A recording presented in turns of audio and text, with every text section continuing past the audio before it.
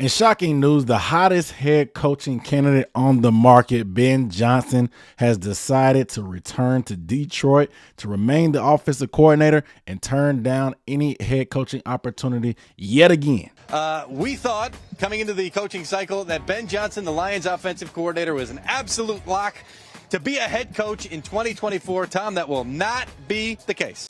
Ben Johnson was the apple of everybody's eye, especially the Carolina Panthers owner, David Tepper. We've been hearing rumors for the past 2 years about how much David Tepper has coveted him. We heard all the rumors and stuff about him talking to his agent. I even made a video previously about these suspect reports and how fishy things were going on with the back and forth with David Tepper talking to his agent behind his back before legal tampering, I guess, was allowed. And it's just been weird ever since. The funny part about it is a bunch of Commanders fans came on that video trolling me, talking about there was no way he was going to coach the Panthers. No way. The Commanders had a way better organization, cap space, a top pick, great ownership, all this, that, and the third. Come to find out, none of that stuff matters at the end of the day. He ended up shunning them and fleecing them as well. So this is back-to-back years that Ben Johnson has backed out of opportunities when he was seen to be knocking on the door to be the next head coach. The irony of it is last year, he stopped before he got on the jet to come to Carolina. This year, the Commanders brass was on their way to Detroit to visit them, and while on the plane, he backed out of that deal as well. So what the heck is going on with Ben Johnson? And we're going to talk about that in this video and why the Carolina Panthers pretty much dodged the bullet with this situation. We got all that and more. We're starting right now.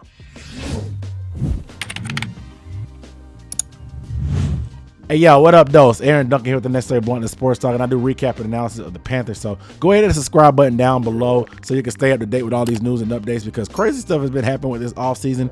There's never a dry day, and I have a ton of content coming out from the draft, Senior Bowl, anything that happens with the coaching staff. So make sure you are subscribed, and please give the video a thumbs up. It really helps me out in the algorithm, helps with engagement, as well as YouTube know that you're enjoying this content, because this is some crazy stuff that I'm going to have to talk about here. And after losing the NFC title game to the 49ers, of course, the Detroit Lions, they still feel like they have unfinished business. It's weird because Dan Campbell, their head coach, was on record, said that, hey, this may be our only shot. But according to reports, now Ben Johnson's trying to go back, feels like he has unfinished business, whatever that means. After backing out of opportunities that he seemed to be knocking on the door with 2 years in a row, he's starting to get that Josh McDaniels label, whether you like it or not. Josh McDaniels did the same thing to the Indianapolis Colts. It seemed to be a done deal that he was going to be their coach, but lo and behold, even though the hay was in the barn, he just completely backed out and flaked on them and returned back to the Patriots for another year before he went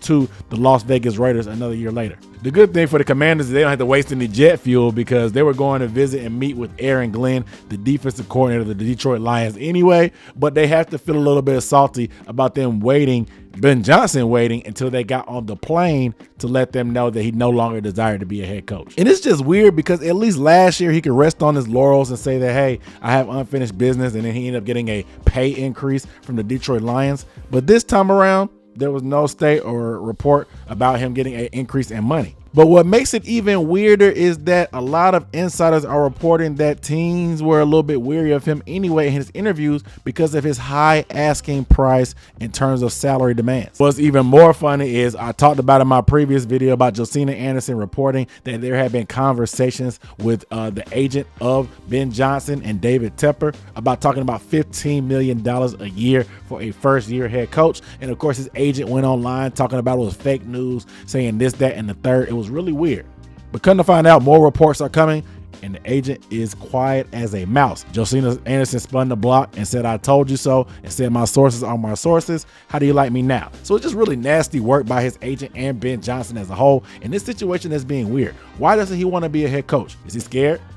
Is he nervous? I mean, it's only been 2 years, so he may feel like he's not ready, but why keep taking these interviews? Do you feel like you have to go through the motions just to try to tease these guys, or feel like you need to get practice or warm-ups and stuff like that? Are you scared about the responsibility? Are you not a leader of men, so you're questioning if you can even do that job? Maybe you don't have a desire to be a head coach, and that's fine.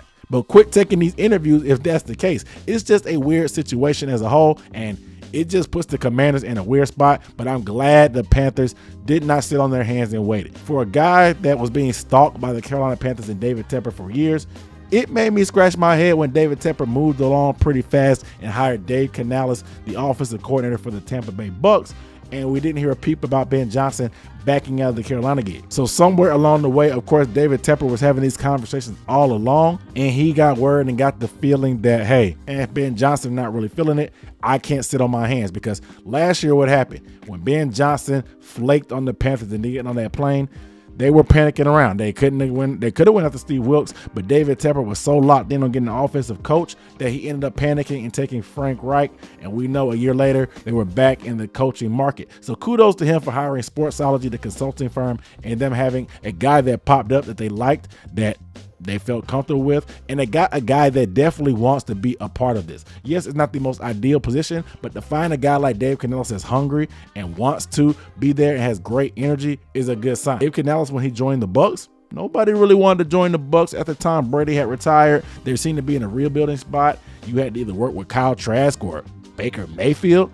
But Dave Canales left the Seahawks. He took the challenge, and he did great things there, and it paid dividends for him as he was able to parlay that into a head coaching position 1 year later. So it's good to have a guy that wants to be in Carolina despite the ugly circumstances that this franchise is in right now. Like the Senior Bowl week is now, and it's already starting scouting for prospects for next year's draft. Could you imagine the Panthers having to wait on Ben Johnson through the playoffs because of all these rules in terms of interviews just for Ben Johnson to flake on them, and now they have a general manager and don't have a head coach? Because if they even if they waited on Ben Johnson, they may not have hired Dan Morgan right away. So they could be sitting around with no general manager and no head coach, and then just be up just creek without a paddle because Ben Johnson doesn't know what he wants to do and can't decide if he wants to stay or go. Now look at the Commanders. They're gonna have to probably roll with someone like Dan Quinn, Eric Bieniemy, Aaron Glenn, who they talked to. Maybe they'll go with Matt McDonald from the Baltimore Ravens. Who knows? But they definitely have to be in scramble mode. And for once, we saw that as one of the most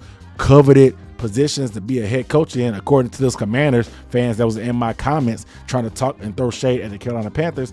Now they're on the outside looking in and may have to take a fallback play. It is a good job and good opportunity probably, but they're not going to get the ideal candidate or the pick of the litter like they thought. Meanwhile, the Carolina Panthers have their general manager and their head coach who are on the same page finally, unlike previous years, and they're both down in Mobile, Alabama, scouting talent before they even did an introductory press conference. So I love to see that they're hitting the ground running and they're able to do that in lockstep instead of having to wait on pins and needles for this, that, and the third, or to be in scramble mode trying to find a proper candidate to fill that position. And hell, we don't know if it's going to work out or not. Dave Canales is inexperienced. Dan Morgan is inexperienced. But I'd much rather be in our position right now currently with our people in place than, like I said, being like the Commanders or the Seahawks who are scrambling around looking for answers currently. So, I mean, pick your poison, pick your struggle. I'm a Carolina Panthers fan, so clearly I'm picking this struggle and I'll do it again. But you guys let me know down below in the comments how you feel about Ben Johnson flaking. Does it make you feel any better about hiring Dave Canales now? Because he wasn't a fallback plan. David Tepper probably knew something. We have to give David Tepper a little bit of credit. I'm always on his neck in terms of giving him blame, but I have to give him credit for having that foresight. Whether it was him already having conversation with the agent, and of course the agent being the same agent as Ajiro Evero, so that already being an open door and having discussions about Evero sticking around anyway, or he just had a feeling that he didn't want to get screwed over just like last year. Whatever it was, David Tepper made the right move. I'm satisfied with our hire, and I'm satisfied with the timing as well, because we can get that jump start on the draft process, which is going to be oh so crucial for this team. So you guys let me know down below in the comments how you feel about the whole situation as a whole. I said whole multiple times. Regardless, I'm signing off with the Necessary Blunt and Sports Talk. Make sure you are subscribed to the channel. I'll see you next time. Peace.